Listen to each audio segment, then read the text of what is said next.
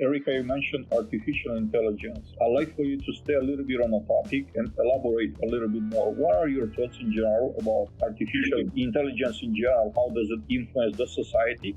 And then how does it influence our industry and in particular, the part of the industry that you're representing?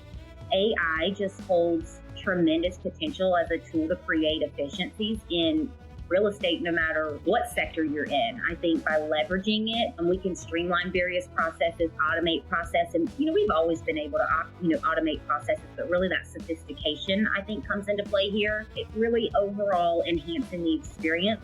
Where I think that we need to be cautious is that it needs to be implemented thoughtfully, ensuring ethical use, but also ongoing monitoring to mitigate risk, I think is important. It's not a set it and forget it technology, in my opinion, but really some cool things in automation, whether it's lead nurture, renewal nurture touch points, and also like predictive maintenance is huge. And then even that technology for and streamlining that bad debt recovery language and really automating that process as well. I think there's a lot of savings in it, but I do think it's about the way it's implemented is extremely important. It's not about just putting your foot on the gas and saying go, but really measuring that as well. When you think about legacy, and I'm trying to learn about legacy right now, I think Adrian as well, we've had some conversations about this. How you pass that along? You're obviously doing it with the W Collective and in your work. What impact do you hope to have on the industry as a whole and on others? And how do you want to be remembered in 40 years, 50 years from now? Wow.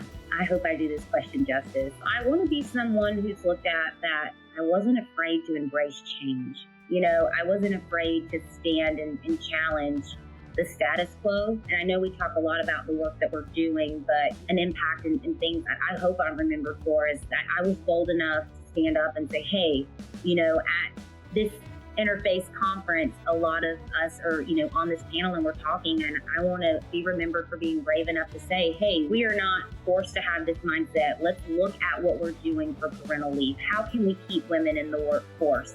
And how can we do that by supporting them? How can we ensure our advocates and our allies are in the forefront of all that we're doing from a DEI initiative? How are we making sure that historically underrepresented individuals aren't bearing the weight of being the voice behind change? So I want to be someone who's remembered for being bold in that way. And that's a legacy I want to leave. I want to be remembered for someone who worked their ass off and worked for the teams that I work for, and that I wasn't afraid to get my hands dirty and getting the leads with my teams and teach them that we can make sustainable change by listening to our residents, for our partners, and this is how we do that. So I hope that I make an impact on someone in that way, and that's how I'm remembered.